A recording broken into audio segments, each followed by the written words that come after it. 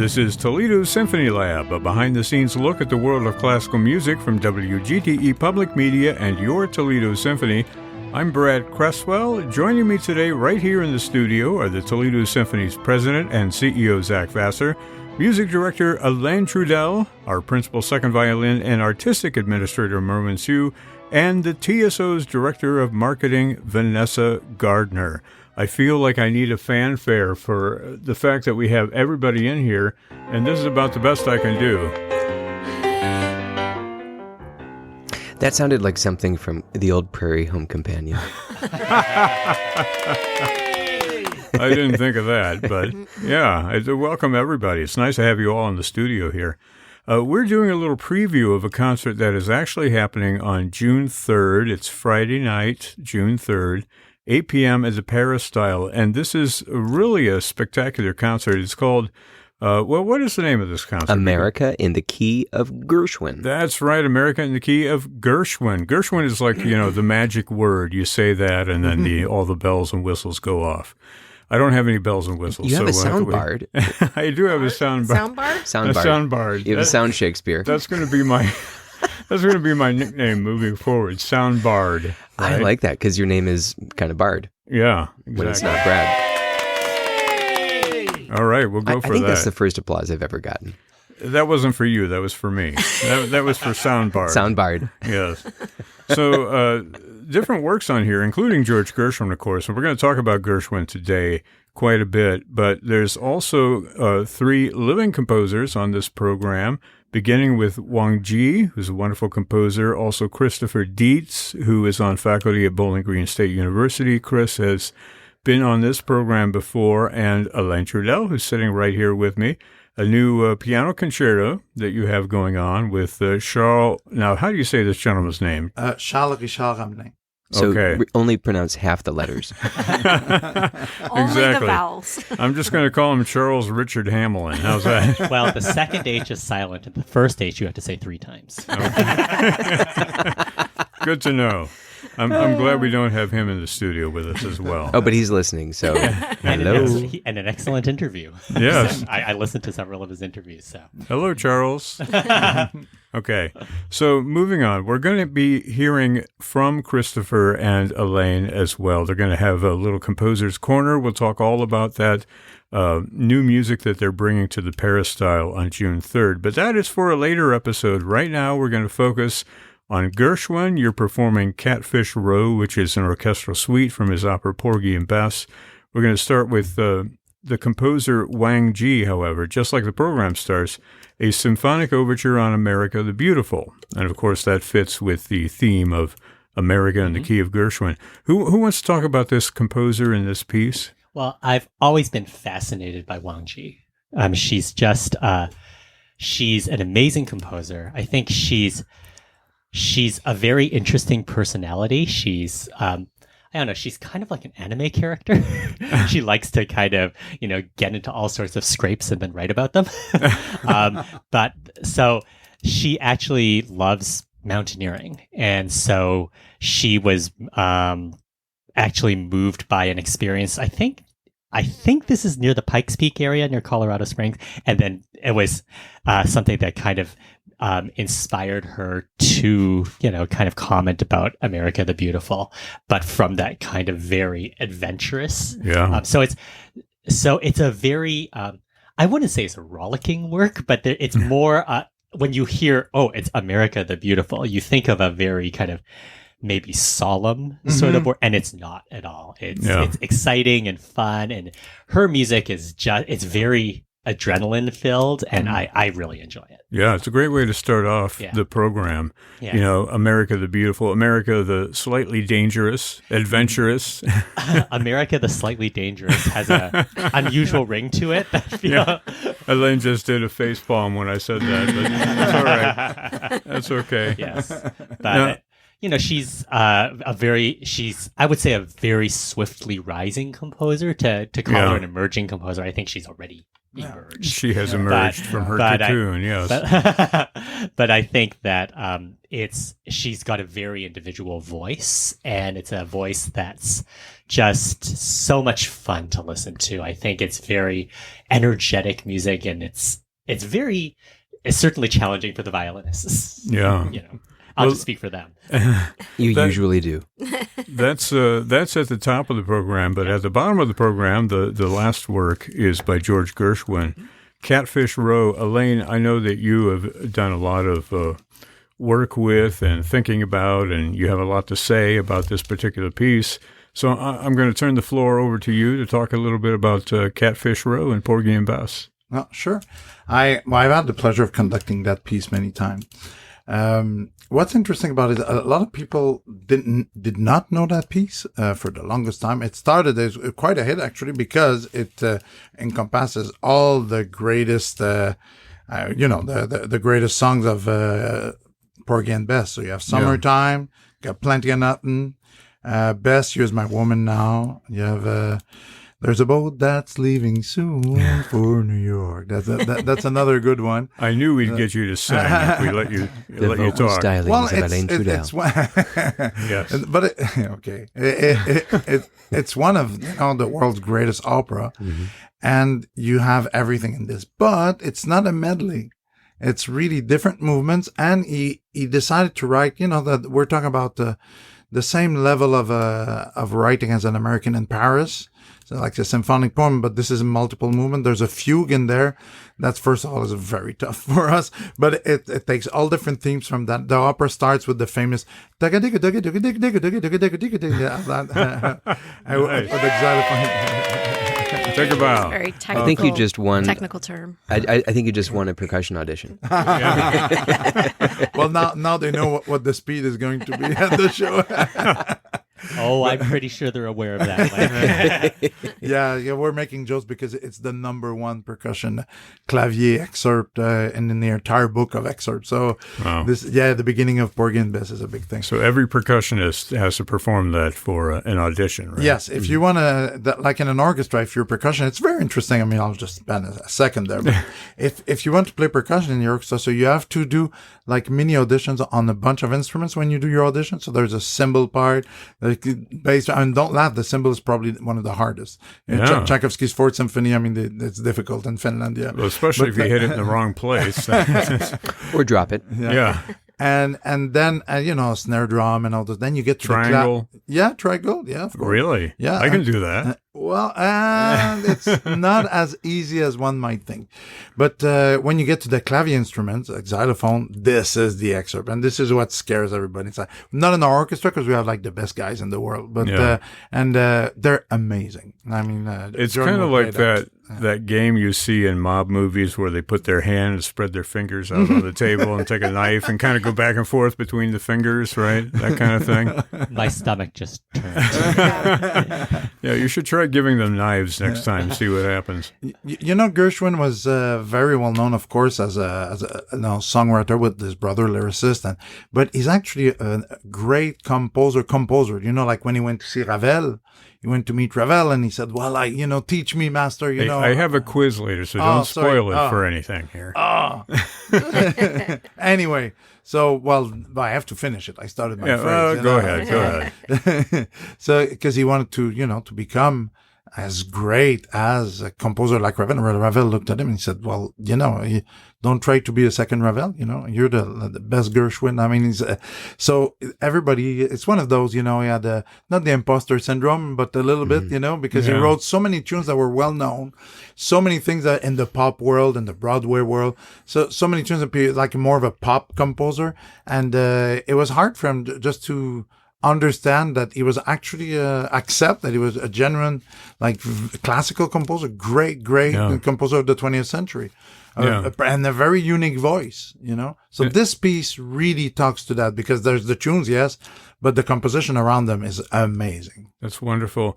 You mentioned Ira Gershwin, who was George's older brother and was his lyricist for many shows. So I have a little bit of a quiz, and let's do the first part of it now. This is called Name That Gershwin, right? So the answer is either George or Ira. It can be both. It can be none. of the above. So I'll give you a fun fact about one of the brothers, or none, or all of the above. And you tell me who it is, okay? But we're going to do 5 questions. We'll do them. You write it down, your answer. And then we'll go back and figure out who won. Okay, let me pull up a little music here.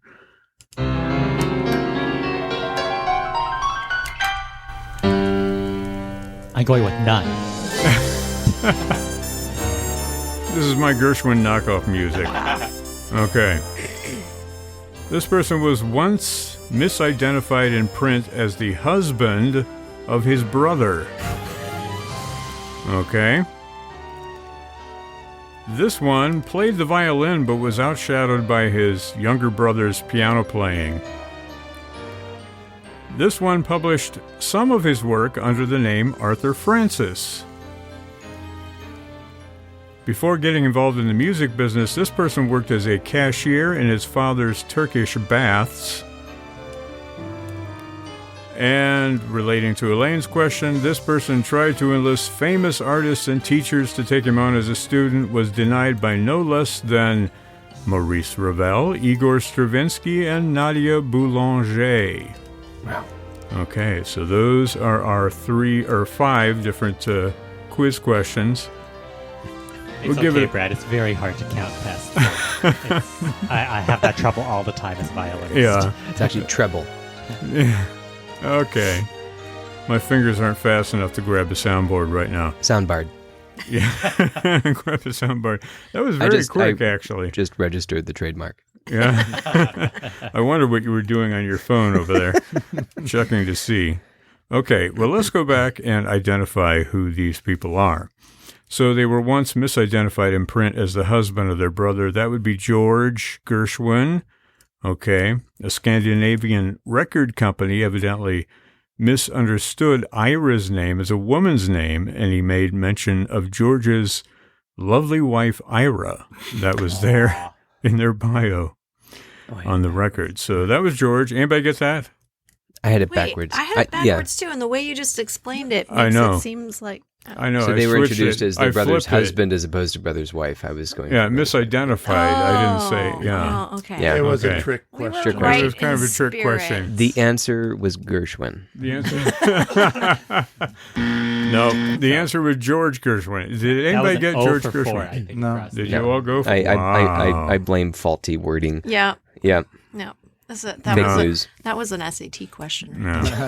Definitely semantics were involved. So what's the second one? Okay, second one. Moving on. This person played the violin, but they were outshadowed by their younger brother's piano playing. Sherlock Holmes. Ira. You say it's Ira? Anybody else? I got Ira. Well, younger brother. I mean, Yeah. Ira's older. Ira's older. Okay, it was actually George Liberace. So none of the above is the answer. Oh, I had that first. George Liberace. interesting. Never doubt your gut. Okay, number 3. See, I can count up to 3 so far. This person published some of his work under the name Arthur Francis. Let's take the temperature of the room here. What do you say, Merwin? I'll go with George on this one. And George. None. George.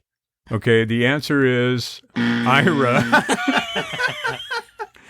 Boy, you just, you guys, Have we ever had an O for 20? I don't know, but we're getting there. Yeah. Okay. Yeah. This could be a momentous moment. I want to jinx this, though. So It shows our wonderful listeners exactly how much we don't know about classical music. Yes. Or, But at least we're here together to enjoy it. Indeed. It's these screwball questions. Okay, number 4. Before getting involved in the music business, this person worked as a cashier in their father's Turkish baths. Okay, we're going to go around. We'll go the other way this time. Zach, what do I you have this say? as George. George. George. It was actually Ira.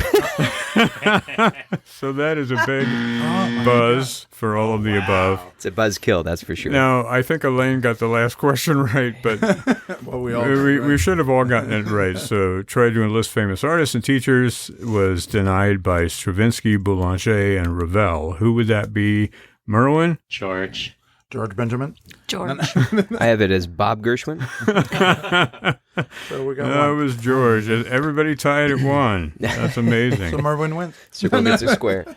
Well, Elaine, you Actually, mentioned the story about, Ravel said, why be a second-rate Ravel when you can be a first-rate Gershwin, right? Yeah. He also went to Stravinsky and asked him if he would study with him. And Stravinsky said, how much money do you make in a year?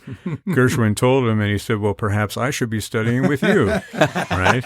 Aww. Oh, that's kind of sad. Nadia Boulanger was like, there's nothing more I can teach you. You've already found your voice. Aww. So, you just think about going to those three. I mean, that's an amazing trio at that time. And get turned down by all of them. Yeah, that's either a big ego boost or it's totally deflating. I'm not sure which way it would go. Yeah. I don't know. I've always, for so many reasons, kind of the mastery of a song form, but also this sort of maybe a lack of certainty in their gifts. I've always thought of Gershwin as like a 20th century Schubert. Yeah, exactly. Like just somebody who could like just... so inspired, so unique, wrote amazing songs, and his large-scale forms were underappreciated, but also amazing. Mm-hmm. So. Exactly. Yeah. Well, what is your experience with music of Gershwin, Vanessa? I've played American in Paris. I don't think I've played any Porgy and Bess. Rhapsody in Blue is a big fun romp and piano concertos. I know Gershwin more as a listener than as a performer. Yeah, me too, obviously. But but Zach, what is the history with like Porgy and Bess with the symphony? Is this the first time that they've ever performed music, to your knowledge? I mean, we actually have performed Catfish Row once before, I believe, and we were lucky enough to actually perform Porgy and Bess. Oh, I would say about a little bit less than 10 years ago. Yeah. And everything pre-pandemic feels like an entirely different era. So it's like back in the Cenozoic era. Or, oh, wait, I think we're still in the Cenozoic era.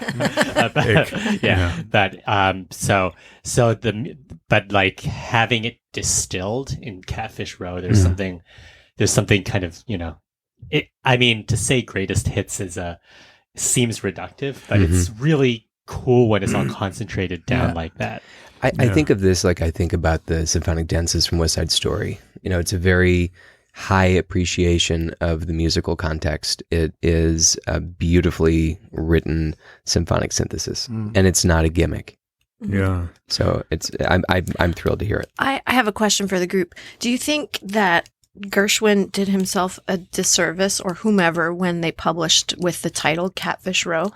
Well, the thing is that it was initially not like that, but Bennett came up with the Gershwin Porgy and Bess medley, and when they rediscovered, because Ira had this in his at his house, and for like 20 years, everybody Gershwin conducted all the performance of it, George Gershwin, and then when he passed away, the work kind of fell into oblivion for a little while. And Ira had, the estate. He had it at his place. And everybody kind of forgot about it because everybody was doing like the Porgy and Bess.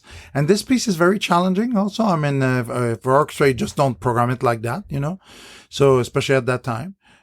So it was kind of rediscovered, but by that time there were all, when you get later in the 50s, 60s, there are already these other medleys. So he decided to call it Catfish Row, but Gershwin didn't call himself Catfish Row at the beginning.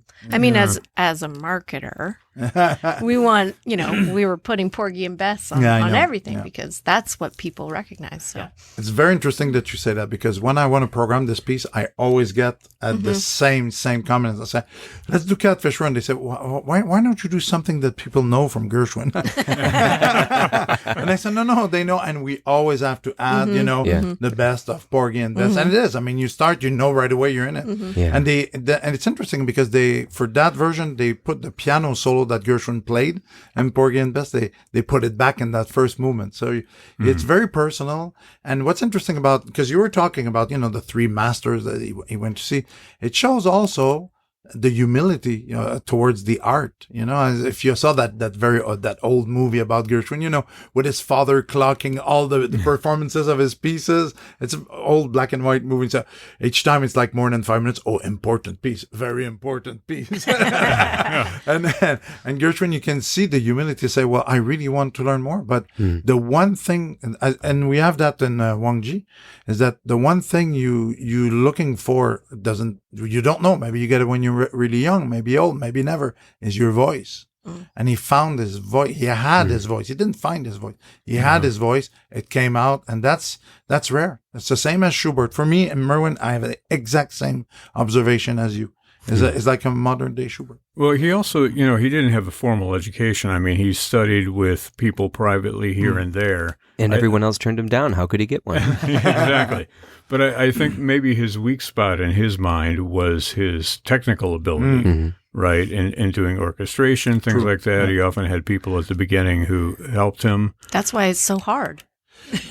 Because he didn't know what he was doing. His orchestration is a little particular. Like in Catfish Row, the instruments that he chooses, and Rhapsody in Blue is a perfect example of that. You have the winds are written for what we call doublers.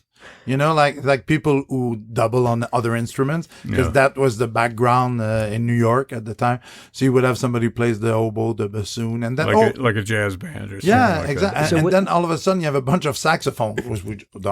Sorry, Zach. I was just going to ask, didn't Paul Whiteman do what we know as the standard orchestration of Rhapsody? So the first version that he wrote, I know we're not playing Rhapsody in this concert, we're talking about Gershwin. He wrote it for the Paul Whiteman Orchestra, and it's not a symphony orchestra. Yeah. It's a jazz orchestra plus, but then the orchestration we play is not by Gershwin. The one that everybody hears from orchestra is by Grofe, Grand Canyon. Are you serious? Absolutely. I would have lost that on Brad's quiz. I'm sorry, Soundbard's quiz. But there's like 3-4 of them. But the one that everybody knows, symphonic one, is by Grofe, the same person who wrote Grand Canyon Suite. Yeah, that's amazing. It's interesting. A little help from his friends. Yeah. But he obviously had a tremendous talent from early on. Yeah. He did that concert in 1920 or 1920s, thereabouts, with Walter Damrosch and New York Symphony. And he had people who really helped get his name on the map, as it were, in the classical circles. I mean, he already made a huge name for himself working Tin Pan Alley and writing songs and Broadway musicals and what have you. But, is there anybody else really in 20th century history that could match Gershwin's accomplishments in both the popular arena as well as the classical arena? I mean, do we see that so often these days? Well, it's not exactly the same, but John Williams is another one that's there, but it's not songs. It's not. But he wrote a lot of concertis. I've conducted some of his, quote unquote, Maybe Leonard Bernstein. Yeah, he's too busy conducting. He didn't write enough. I understand, didn't write enough music. But when you get serious about Bernstein and you really look at the music, that's absolutely right, because his symphonies are amazing. Plateau, the violin concerto is amazing. And the mass. Merwin, you played that, right? Yeah. That was in the Cenozoic era, then. Pre-pandemic. We don't talk about pre-pandemic. No, that's all we do is talk about pre- and post-pandemic. But I think you have the best one there, because he also wrote Broadway. He also wrote songs. We always talk about West Side Story, but On the Town, it's an amazing show. Yeah. Candide is a Seven. Oh, wrong Bernstein. and Candide is an interesting case, because it can be played as a musical and an opera, operetta. Yeah. I actually sang the American premiere of the last version that they did of Candide, the operatic type version. I played the Nicolai Ghetto role, whatever it was. I can't remember now. I just remember that I was goofing off at one point and did a little hornpipe dance, and the director was like, "Yeah, you have to do that in the show." No. So, never give him too much. It's like playing the extremes on your instrument in front of a composer. And they say, put that in. And you no. I want to hear the opening of Porgy and Bess on the trombone. Boy, it'd give you a right hand to work out, huh? I guess the openings of both Catfish Row and Rhapsody in Blue indicate quite a challenge for both of the soloists. Yeah. Very iconic, both of them. They've got that sweeping clarinet solo, and of course, just... It's interesting, David Schifrin told me this once about the clarinet riff in Rhapsody in Blue and the clarinet riff at the end of the Copland clarinet concerto, and how Copland did the same riff but added an extra note at the end. He went one note further. than Gershwin. It's So like building the building one floor higher, so it's that much exactly, taller. Yeah. exactly. Of course, Gershwin was long dead, so he couldn't argue with it at that point. Speaking of which, I mean, a lot of people don't realize how young Gershwin was when he died. Another Schubert parallel for sure. That's Yeah. interesting. Was he even 40? No, he was in his 30s. He Yeah. was like 35, 36, something like that, and had a brain tumor, which was operated on unsuccessfully. And then he passed away. I mean, you have to, it's one of those what-if questions. You think of that with Mozart, but especially with somebody like Gershwin, who's so much closer to what we are, where we are today, right? It's interesting, too, because our last concert also featured just an amazingly prodigious pianist who was also a composer and also passed away in André Mathieu. Yeah. Also, connection with New York. Also, when he was very young, playing his own music, playing the piano. Yeah. Those are Too bad he's Canadian. Couldn't fit him on this concert. Wait a second. We've already made a stretch in that direction. I'm getting another face Brad, palm I think there. you and I are the only two authentic Americans in this room. Yeah, my grandfather was Canadian, though. Does that count? He actually came from Canada. So your grandfather's Canadian, and Zach said, "I'm sorry," so we're good. Okay. Canada's covered. Let's talk about the legacy of Gershwin a little bit. I know the Gershwin Foundation has a lot of control still over George Gershwin's music, but Ira Gershwin, lived for quite a while after the passing of George, and he was really, and you touched on this a little bit, Alain, he really was the steward, more or less, of Gershwin's music. Do you want to talk a little bit about Ira's role in preserving the legacy of George Gershwin? I mean, did you have any dealings with the Gershwin Foundation in just doing this piece on the program? I'm sending our music librarian an email right now. What I can't tell you, because, and that's. Wait, I have some music for you to tell us. Okay. Wow. Oh la la! No, no, it's not much, man. It's You not, made it better already with your ooh la la. It's not much, and it's not that interesting. It's just that when you play Porgy and Bess, of all the operas, it's one of the one that is more expensive for the rights. Oh, really? Well, yeah. And it's normal. I mean, it's not a question of public domain or anything. It's really the estate, which is, it's every cent is worth it. It's fine, but that's something we don't think about, we don't talk about. But the rights to play it every night that can for the music. Yeah. Well, I think one of the things that's really interesting with George Gershwin is the music itself. I mean, he was such a prodigious composer, and he was endlessly adaptable.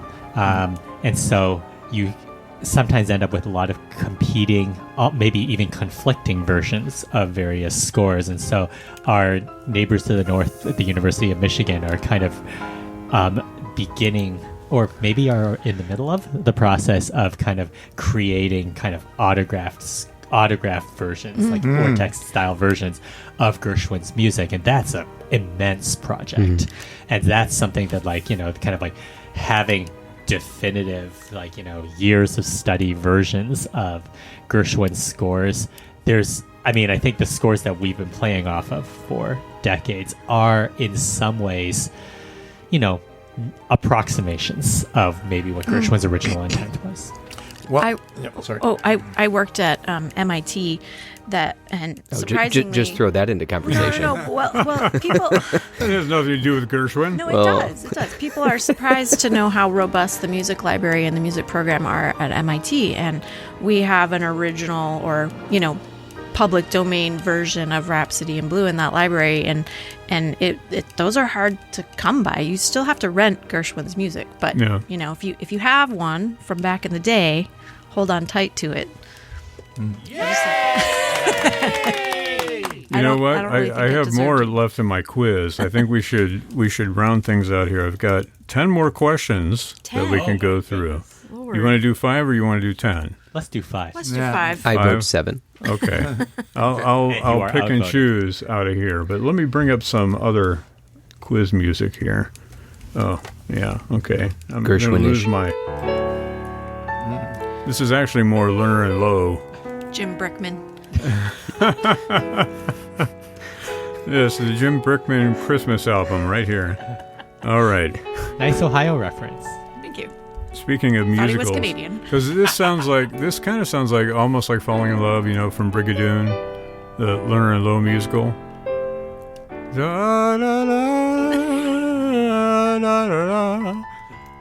Am I missing the mark on Well, that? Or? we're in a rare mood. Okay. Yeah. Yeah, I can't tell. We're not putting up with it. All right. I hear it now. Hey, if Elaine can sing, I have to sing too. Okay. I heard it just now. Yeah, I did too. Let's do this one. Okay. This person dropped out of school at age 15 to work for a music publisher, George or Ira. This person was the first in their field to win a Pulitzer Prize. This person kept a picture of Jack Dempsey on their wall and also had a punching bag in their apartment. And this one lived for some time in Washington, D.C., where he worked as a copywriter, among other things. How many is that? Merwin, you got to count for me? That's 4. Okay. And this one, let's see, he was around 10 years old when his parents bought him a piano. Okay. Let's go back to the beginning. Sure. Dropped out of school at age 15 to work for a music publisher. I'll go George. George. George. Ira. Zach is behind by 1. So the answer was George. So -1 for Zach. Okay. First in their field to win a Pulitzer Prize. What do you say, Zach? No, I see what you're doing. George. Ira. Both. Ira. It was Ira, the first lyricist to be awarded a Publisher Prize. Publisher Prize, a Pulitzer Prize. I was thinking of Publishing Clearinghouse, right? Publishers Clearinghouse. They're really big on soundbite. Yeah.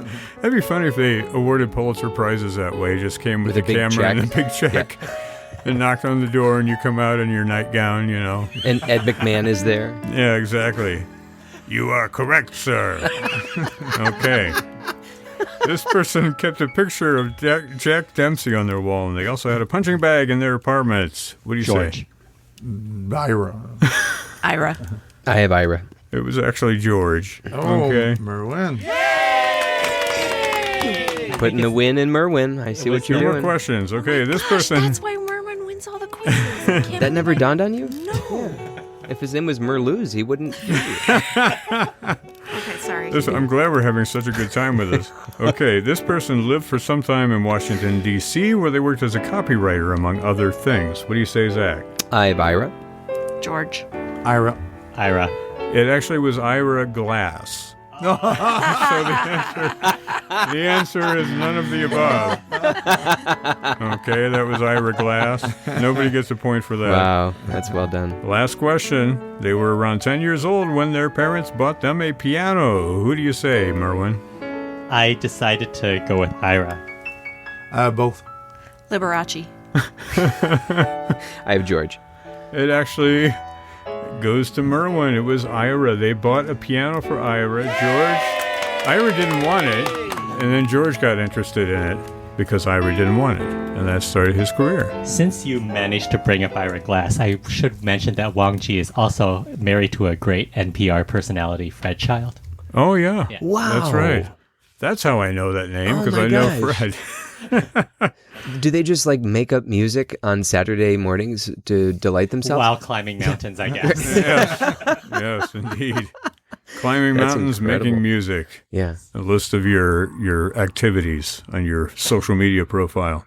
All right, well, we're going to go out with one more little memory from Zach talking about Gershwin. These deep thoughts by Jack Handy. Let's hear it. And I got some music for you. No, I don't actually have any here. Way to get my excitement up. You have 1 minute to tell the story. All right, now the anxiety is killing me.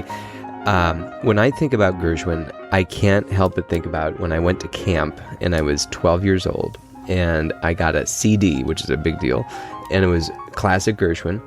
And I listened to Rhapsody in Blue, and I listened to Sarah Vaughan singing selections from Porgy and Bess, and it was just a phenomenal kind of greatest hits of Gershwin. I definitely have that CD too. Yeah, with the outline on it. Yeah, 30 and seconds.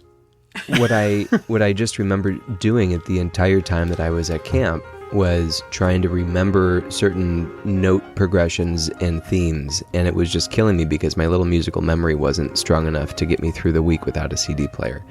And I look at Gershwin as like a refuge for a little 12-year-old kid to come back home and listen to all of this. That's so there great. you go. You did it with 5 seconds to spare. Of course I did. Soundbarred. Okay, well, the concert is happening on Friday, June 3rd at 8 p.m. at the Paris-style. Alain Trudel conducting with pianist Charles Richard Hamelin, something like that. Music of Wang Ji, also George Gershwin. We've been talking about those two sort of bookends to the concert, but also in the middle, music of Alain Trudel and Christopher Dietz, and we'll be talking with both of them in a later program.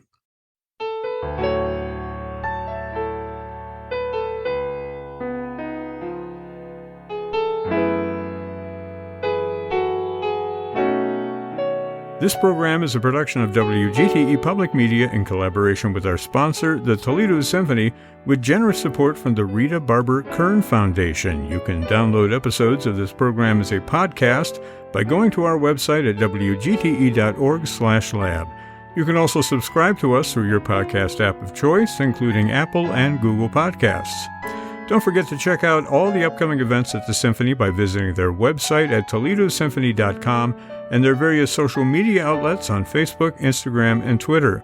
You can find the TSO's streaming platform online at stream.artstoledo.com. And if you are interested in attending any of the concerts that are left in the season, again at toledosymphony.com or call the box office at 419-246-8000. My thanks to Zach Vassar, Alain Trudel, Merwin Sue, and Vanessa Gardner. I'm Brett Cresswell. This has been Toledo Symphony Lab from FM 91.